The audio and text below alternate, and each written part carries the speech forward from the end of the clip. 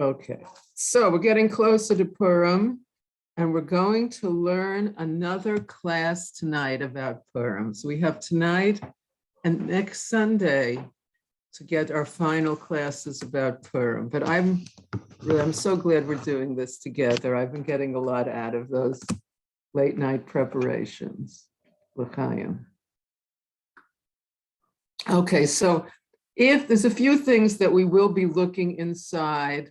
So if you're the kind of person who likes to open a Megillah, from time to time there will be, but I will give you chapters and verses, but it's okay. You can, if you don't have one handy, you don't have a handy Megillah, don't worry about a thing, because I'm going to read and translate everything. But for those who like to look inside, get ready for the big moment of holding your Megillah and hearing it on Purim.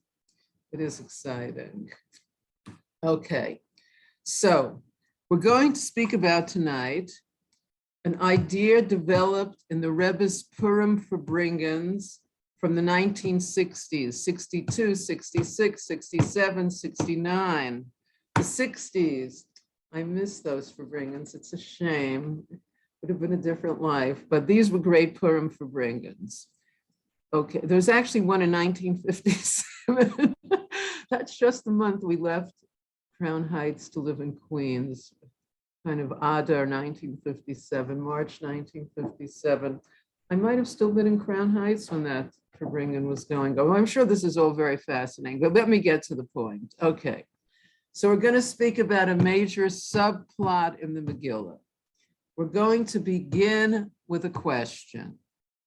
So Haman persuades Achashverosh to issue a decree of genocide, that every man, woman, and child, every Jewish man, woman, and child will be exterminated on one day. Mordechai was a member of the Sanhedrin. He sat at the gate of the king. Mordechai hears this news about this decree, and he sends a message to Esther to plead with her husband, Achashverosh, on behalf of her people, the Jewish people. And Esther says, as we know, I can't, I haven't been summoned to my husband for 30 days, and to go is to endanger my life. And Mordechai says, if you don't go, the Jewish people will be saved anyway, and Neodea, who knows, but it was for this opportunity that you became queen, and you don't want to lose the opportunity for the reason that you became queen. So Esther is persuaded and sends a message to Achashverosh. So this is now for those who like to look inside, chapter 4 of Megillus Esther, line 15 and 16, no pressure. So 15 says in chapter 4, V'tomer Esther lahashiv el Mordechai. Esther said to relate to Mordechai. And then 16, Lech knos es kol ha-Yehudi ha-nimtzai b'Shushan. So go and gather all the Jews who are in Shushan and fast for my sake. Do not eat and do not drink for 3 days, night and day. My maids and I shall also fast in the same way. Then I shall go to the king, though it is against the law. And if I die, I die. And that's his kasher of avadati, very heavy line. She's going with total mesiras nefesh to save the Jewish people. If I die, I die. You know, it's funny, we have friends who are shluchim in the Ukraine, and they really have a lot of mesiras nefesh. Some of them have gone back to Kiev to be there for people that can't leave, to be there for people and help people get across the border. I guess I should say something. The most touching thing I saw about the war in the Ukraine was something I saw today by Natan Sharansky. And he's from Donetsk, which is this area of the eastern Ukraine where there's a lot of Russian speakers. I mean, there's been a lot of conflict in that area. That's where he's originally from. Everyone knows who Natan Sharansky is. He was a refusenik for many, many, many, many, many years. And he finally came out and came to Israel.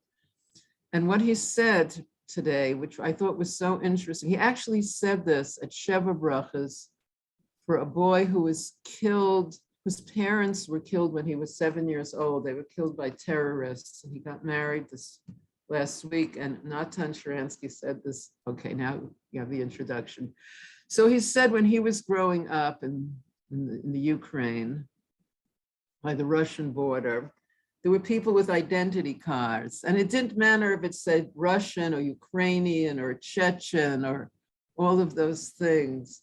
All of those things were equal. It didn't matter. But if it said Jew, you're in trouble. You couldn't get into universities. It was just when he was growing up. He's like our age, whatever age that might be.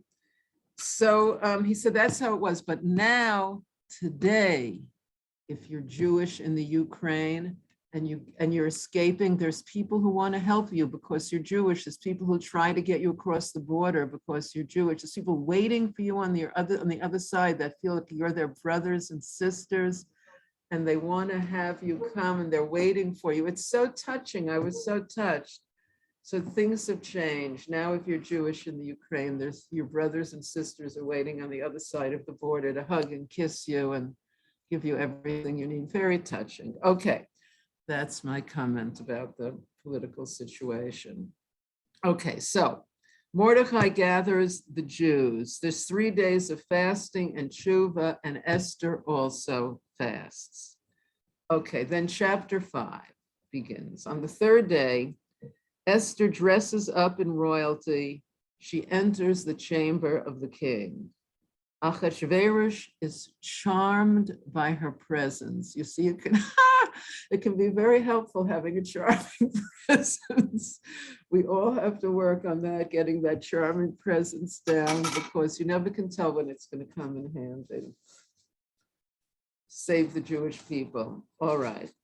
So he's charmed by her. Achashverosh is charmed by Esther's presence. He lifts up his scepter, which gives her permission to come in. Achashverosh asks her, what do you want? Esther invites Achashverosh and Haman for a feast. And at the feast, Achashverosh asks her for a second time what she wants. And then Esther invites Haman and Achashverosh to a second feast. And again, Achashverosh asks her for the third time what she wants. And then, tadam, tadam, she reveals her Jewish identity and the fact that Haman wants to kill her and her people. And Achashverosh has Haman hanged, and the decree of genocide against the Jews is nullified. It was another decree that we can defend ourselves. So what was going through Esther's mind during the 3 days and nights before entering the chamber of the king? Esther knew what charmed Achashverosh was her presence, her looks. So does it make sense to fast for 3 days before going to Achashverosh?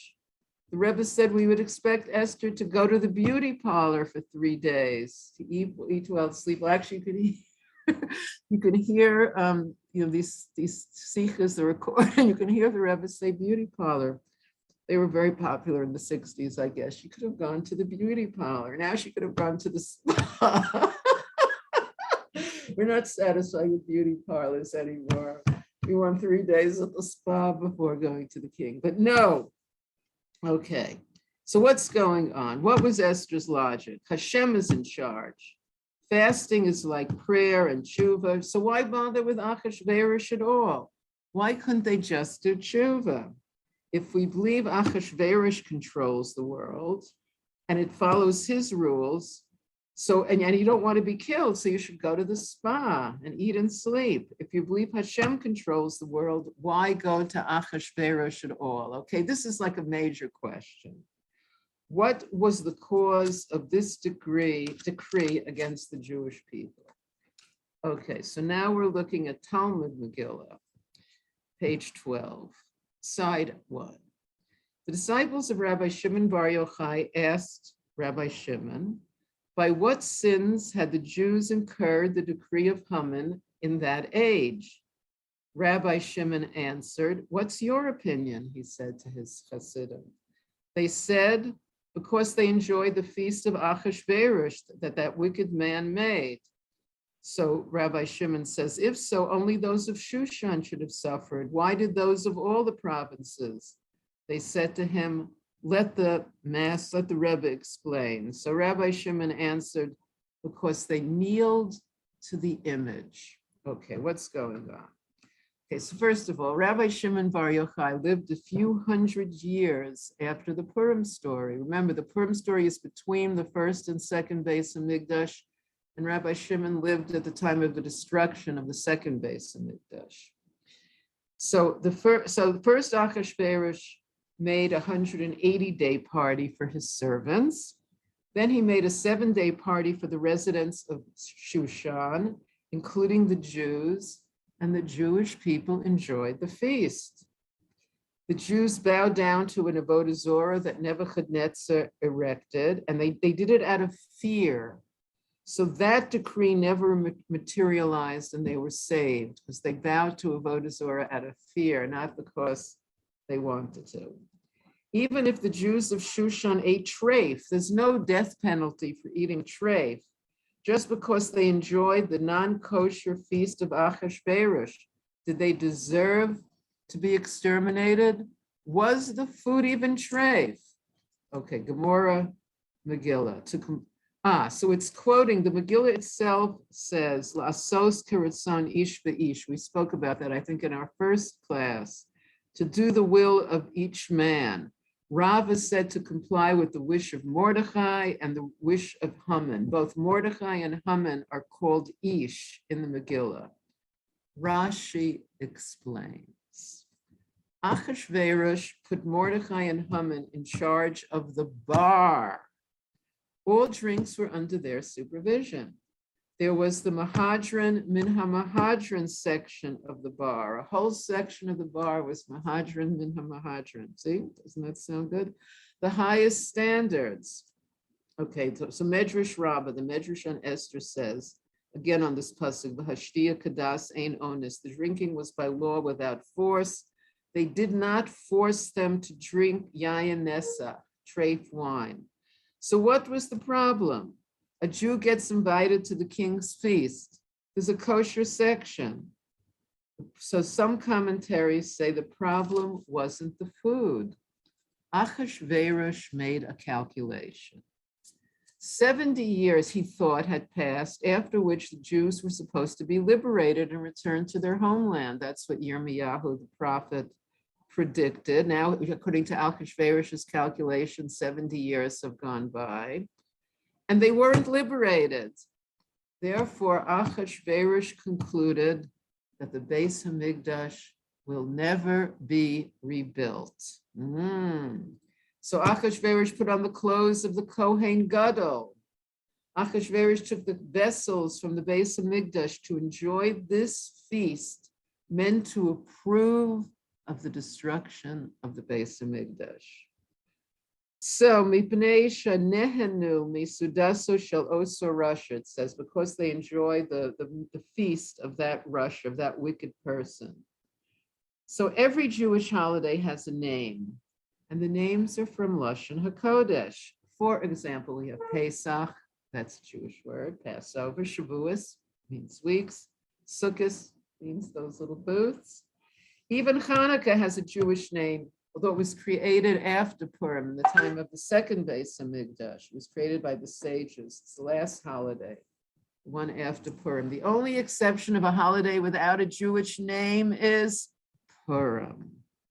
The Megillah itself says, it's a Persian word, they call these days Purim al Shem HaPur, because of the poor, and Pur, Pei Vav Resh is a Persian word, Hu HaGoral. It's translated into Hebrew as this is the lottery, the lot, casting a lot.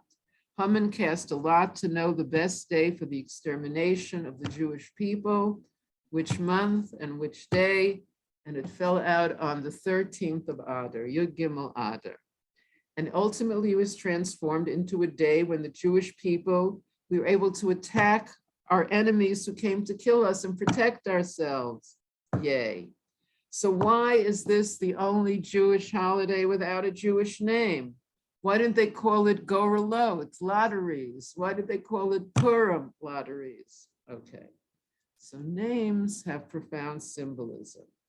A name can embody the essence. So why does a Jewish holiday celebrating the defeat of a Persian minister, have a Persian name. Why does Purim have a Persian name?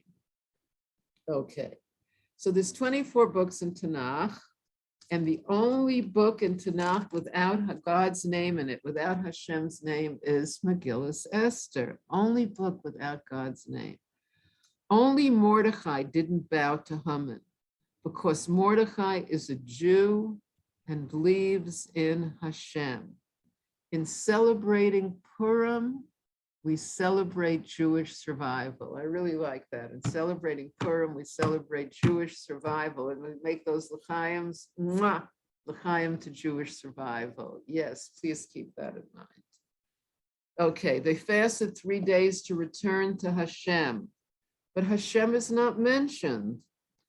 Esther is one of the 24 books written with divine inspiration, but without Hashem's name. Okay.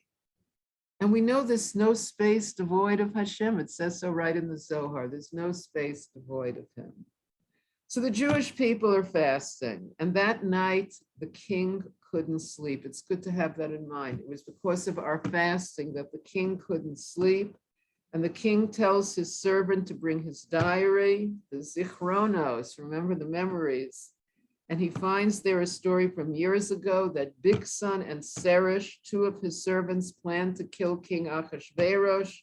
And Mordechai found out and reported it to the king, and the king was saved, and Bigsan and Seresh were killed. So Achashverosh reads the story, and he sees Mordechai, who saved him, was never rewarded. And Achashverosh is thinking, how can I honor this person? And then by Hashgacha Pratis, Haman enters with the idea from his wife to hang Mordechai on a tree, on a gallows.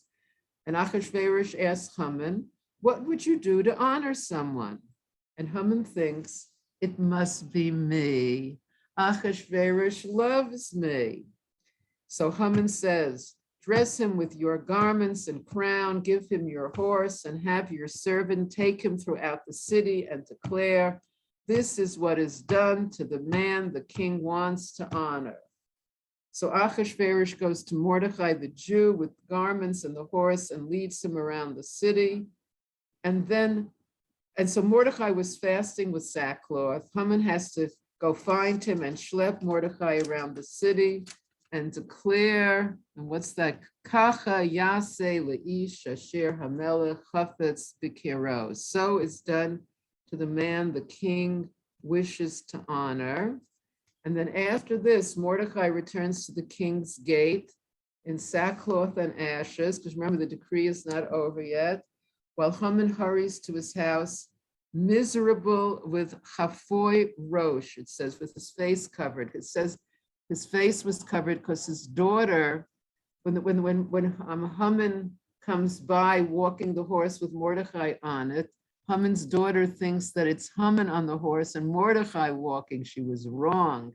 And she takes the chamber pot and empties it out the window, and she thought was Mordechai, but turned out to be Haman's head. So besides everything else, he has the chamber pot from his daughter open. So he goes home a mess. Okay, and then what happens? Okay, so Mordechai is back to sackcloth and ashes and crying and fasting. Chapter 4, line 1 of the Megillah says, Mordechai knew all that occurred, so Mordechai tore his clothes in mourning and put on sackcloth and ashes, and he screamed a great and bitter cry, Vayizak za'aka gedola v'mara. That's chapter 4, line 1. So these words, Vayitzak tza'aka gedola v'mara, he cried this, how do we describe it? He screamed a great and bitter cry. These words we have seen before. These words appear in Chumash when Esau finds out that Yaakov got his father's brachas. It says that Esau, the exact same words, let out a great and bitter cry. So that's just how history works out. So now Mordechai lets out a great and bitter cry. Okay, so Okay, so after Mordecai gets this horse ride, you would think he would say, Dida Netzach, we won. Haman wanted to hang you and he ended up being your servant. Go rub shoulders with the king. No. Mordecai goes back to fasting as if nothing happened, like a homeless beggar. He's just crying in rags. Why? Okay. Here we find a paradox in Yiddishkeit, a fundamental hashkafa paradox. On the one hand, there is Hashem who runs the world and orchestrates every event. When I have a problem, I pray to Hashem. But then we have the second hand. There is nature which dictates what happens in the world, the secular perspective is. There's earthquakes, there's economic problems, there's physics. These laws govern the world according to the secular perspective. So the Torah advocates oneness. Hashem and nature. It's not either Hashem runs the world or Achashverosh runs the world.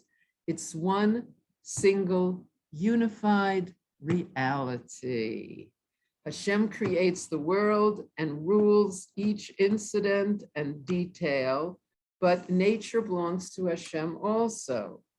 And this idea of nature, I sometimes when I'm putting up a lovely picture of the Svadayan sunset on social media, I'll write a quote that I heard from Y.Y. Jacobson, that nature is Hashem's art and Torah is Hashem's wisdom. Isn't that a nice one? Nature is Hashem's art and Torah is Hashem's wisdom. You can quote me and Y.Y. Jacobson on that. If a few more people want to put on your cameras, it's really like you're contributing a lot when you put on your camera. It gives me a lot more energy to plunge onward. Come on, it's a nice, friendly thing to do. Look, I'm here. Thank you, my friend Devorah. Okay, so Hashem tells us to access his energy, we must employ what he created, nature. Now we will understand what happened at Purim. The Jewish people made a mistake. Shenehenu misudaso shel oso rasha. They enjoyed the Suda of that evil person. After years in exile, Jews find themselves in prosperity. The king is respectful. There's a kosher section. Mordecai is a member of Achashverosh's palace. So only a few people knew that the queen was Jewish because Esther never revealed. The king didn't know. Now Achashverosh invites them to a 7-day feast, invites the Jews to a 7-day feast. Mordecai is the mashgiach. There's a whole kosher section. The Jews think we made it. We're integrated. We're invited to a feast in the White House where we can take a picture with the president and appear on the front page of the Shushan Times and in all social media. Me and Achashverosh. Can't you see? Can't you see it on my Facebook?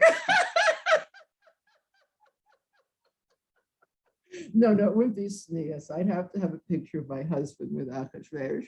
I'll take a picture with Vashti and Esther. Yes, because we're very sneeze in those pictures. All right. So they think we're integrated, we made it, we're invited to the White House. The Talmud says, Shenehenu. They enjoyed. It should say achlu, they ate from the meal, but it says nehenu, they enjoyed it. So Achashverosh, a wicked person wearing the garments of the Kohen Gadol, using the vessels of the Beis Hamikdash, invited them to a feast. This they enjoyed. Now we can feel secure in our survival. Achashverosh smiled at us. Nehenu, I can hang out in the White House. They forgot. What is a Jew? A Jew is chosen to reveal that there's a moral core to reality. Wow. To bring heaven, Jews were chosen to bring heaven down to earth. Achashverosh is only a vehicle. Nature is a voice of Hashem, the art of Hashem. We have to reveal Ein Od Milvado, that there's nothing else but Hashem, that reality has oneness at its core.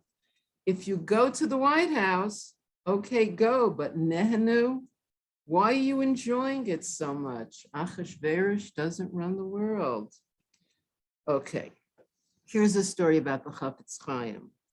He went to visit a platoon of Jewish soldiers during World War I. Okay, got the timing? And he saw these Jewish soldiers for dinner. They were having ham. And the Chafetz Chaim saw one of his former students eating ham. And the Chafetz Chaim started to cry. And the student said, it's pekuach nefesh. I'm permitted to eat this according to halacha. And the Chafetz Chaim said, but why are you sucking the marrow from the bones? That's the nehenu. That's the enjoying it. Okay, you have to eat something to survive in the Russian army, but why are you sucking the marrow from the bones? Because the Jews forgot, Achashverosh doesn't run the world. So let's look what happened. Haman was elevated. Tremendous Jew hatred was introduced in the Persian Empire. He persuaded the king to kill the Jewish people. So when Mordechai tells Esther to plead with Achashverosh, Esther says, first fast for 3 days and 3 nights, because Esther understood that ultimately Achashverosh's decree is from Hashem. We need to reconnect with Hashem. We need to do tshuva. So she says, gather the Jewish people together, create a transformation in the Jewish psyche. They should realize who they are, a nation under Hashem. And I was really reading these words, create a transformation in the Jewish psyche. I realized this is what the Rebbe did. Certainly created a change in my psyche and in all the people that I met 1974 in Crown Heights. The Rebbe was able to do that, just like Mordechai, to create a transformation in the Jewish psyche. Amazing. That we're one nation under Hashem, and Hashem tells you, don't just pray, employ the vehicle of nature. This is diplomacy. Therefore, Esther says, I'll go into the king. But Achashverosh will not decide the fate of the Jewish people. Hashem will decide the fate of the Jewish people. So first secure the primary factor, our relationship with Hashem. This is good advice for all of life. First secure our relationship with Hashem. So after the fasting, it didn't matter so much how Esther looked. That is the kli for Hashem to use to run the world through natural vessels. So when a Jew is in Gullus, we must employ teva, nature, to access Hashem's salvation. Nature is only a kli, a vessel. You don't worship the vessel. Okay, so Esther will dress for Achashverosh, but her first focus is her relationship with Hashem. L'chaim, l'chaim. When I was preparing this and it said her first focus is her relationship with Hashem, of course I had to ask myself, what about my relationship with Hashem? What about our relationship with Hashem? Where is it in our list? Where is it in our list of what's important to us? We have to bring it up there, like Esther understood. Esther understood that her first focus was her relationship with Hashem. Hashem runs the world with nature. So it's how to use nature, dressing for Achashverosh, going to him, and pleading with him. This also explains the first thing Mordechai did when he heard about the decree. Mordechai put on sackcloth and he began praying and crying. Then Mordechai understood it's time for diplomacy, and he sent Esther to the king. So this explains why.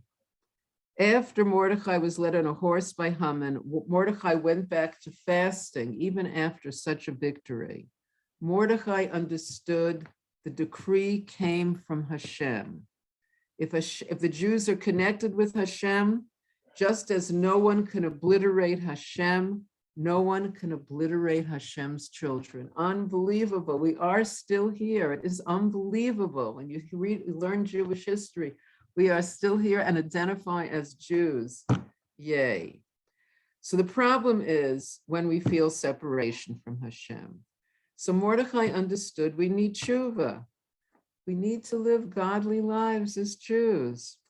So the decree didn't come from Achashverosh and Haman. They are just kalim, vessels. Hashem is taking Mordechai in the street. This is Haman's problem. Haman, is taking Mordechai in the street. It's Haman's problem. It doesn't have to deal with the decree. So Mordechai goes back to fasting to rejuvenate his relationship with Hashem, his and all the Jewish people. So the Medrash asks, Mordechai gathered 22,000 Jewish children and learned Torah with them. After the letter was sent, the Medrash actually tells us, after Haman's letter was sent out, while fasting, Hashem, Mordechai gathered the 22,000 Jewish children, and the children said to Mordechai, "We are with you to life or to death." So when Haman goes out to find Mordechai to lead him on the horse, he finds him with all of these Jewish children, teaching 22,000 Jewish children. So this is Gemara Megillah, page 16, side 1. It says, Haman went and found the children sitting in front of Mordechai and learning the laws of Kmitza. What's Kmitza, you might ask? He asked them, so Haman asked them, what are you learning? And they replied, during the time of the Beis HaMikdash, someone who was committed to bringing a mincha offering would bring a handful of flour and would be forgiven. And Haman said, your handful of flour will outweigh my 10,000 silver coins. So a kametz is 3 fingers. The meal is like in a dish, and the Kohen takes it with 3 fingers, a handful, with 2 fingers are up. He grabs how much meal he can take with the 3 fingers. This is called a kmitza of flour. And he puts that flour on the mizbeach, on the altar. And Rashi explains this was the 16th day of Nisan. This was the Korban Omer. He was saying how this handful of barley is taken. Kohen makes a kmitza with part of the flour and offers it on the mizbeach. And Mordechai is teaching the laws of kmitza, which are relevant to that day, because that day was the 16th of Nisan when we bring the Omer offering, the barley flour offering, a kmitza. And it's amazing, Haman says, your kmitza of flour will outweigh my 10,000 silver coins that Haman offered to Achashverosh to exterminate the Jewish people. So tell me, is that not cool? Haman already has a sense that 22,000 Jewish children learning halacha is going to outweigh his 10,000 silver coins. Okay, so you wonder, what law should Mordechai learn with the students? The laws of war, the laws of fasting, the laws of tshuva. No, Mordechai is teaching the laws of kmitza relevant to the Beis HaMikdash. And the Jews are bringing to the world an awareness of ein od milvado, that godliness saturates the world. Godliness saturates the world. And he's teaching them laws related to the Beis HaMikdash. You know, it's interesting. The Rebbe said that when we learn laws connected with the Beis HaMikdash, we're actually helping to rebuild the Beis HaMikdash. And this, I might have mentioned this before, I'm over halfway through with this 3-year sequence of doing a chapter of Rambam every day for 3 years. It's like a year, about a year and 8 months over. It's a once in a lifetime thing. I'm doing this for the first time. And a lot of it, you know, sometimes it's a little hard, more homework, you know, I have more homework. But it's about so much of it recently has been about the Beis HaMikdash, Korbanos and the Beis HaMikdash. So this helps me get through with it. When you learn connected with the Beis HaMikdash, you're rebuilding the Beis HaMikdash. And this is what Mordechai learned with the children, the kmitza of barley flour, which they would offer on that day. And it's fun to go like this, a kmitza. A kmitza of flour. Okay, so godliness should saturate the world. It's the 2nd day of Pesach. So we learn the kmitza, bringing the Omer and the Beis HaMikdash. So again, we're going to sort of put things together now because it's 9:06. It's the 2nd day of Pesach. So we learn about the kmitza, the bringing of the Omer and the Beis HaMikdash. In the Megillah, Hashem's name is not mentioned. It's a time of concealment. Esther means concealment. Where is Esther hinted to in Chumash? Hashem says, Anochi hastir astir panai bayom hahu. I will hide and doubly hide my face on that day. Esther means concealed. Megillah means to reveal concealment. Megillah's Esther. The job of the Jew is to take Esther and make a Megillah, from concealment to make revelation. Our job is to reveal God in this world. So this has application to our lives, i.e. making a living. I could think, chas v'shalom, that I'll compromise my relationship with Hashem to make a living, right? How can I spend time davening in the morning when I could be working to make a living? But Hashem established the world and spends the flow through Hashem sends the flow of money through your job. So the money is coming to Hashem. The job is just coming from Hashem, and the job is a channel. Okay, it's not the source. If you think the job is the source, you're out of touch with reality. The job is like a withdrawal slip. My money is in my account from Hashem. So when you daven, you connect with Hashem. When we do an act of kindness, we connect with Hashem. We also have to work, like Esther had to go to Achashverosh. That's diplomacy. That's working with nature. Okay. So using nature. So the Torah comes and says, Purim in its Persian name, not a Jewish name. Even when speaking Persian or English, involved in the environment where the Goral is, if you're in an environment where the word Goral is not understood, where Purim is understood, you're in Persia, you're wherever you are, the message of Purim is not only to understand in Lashon HaKodesh, but in English and Persian and as well. Like we have to get this message. Doesn't matter that someone doesn't have to know Hebrew to get this message. You can call it Purim and you still can get this message. What looks like a pur is really a goral, a holy Hebrew word, a lottery. It's just concealed. What looks like the world is really Hashem's garden. Yes, so this is it. This is our world. This is Hashem's garden. This is unbelievable. And everything, and the goral is the idea really of hashgacha pratis, that everything is hashgacha pratis, everything in our life, who our parents were, who our neighbors were, all our experiences in life, who our friends are, the next thought that enters our mind, it's all hashgacha pratis. And to see that it's all Hashem's hand, even when we don't see his name, that every last detail is coming from Hashem. So that's what I wanted to share with you all. We still have one more Sunday before Purim. We'll have one more Purim class. It's very exciting that this year we had a fantastic large section on Purim. I've really been getting a lot out of it. I hope my friends here also. Could everyone put on their camera for the get well picture for Rav Yitzhak? Let's see a few more people. Ilana. Zoom user, who is that Zoom user? Alyssa Hirschkup, come on. Oh, look, there's a few more people appearing. Oh, this is lovely. Oh, I'm feeling better and better with each face that appears. Thank you. So I'm going to say 1, 2, 3. See, I've gotten quite handy with that. So thank you all. Mwah. Lots of love. Love you all. Really, I appreciate your coming, and have a great week. And a great month, and Amir Hashem will continue next Sunday.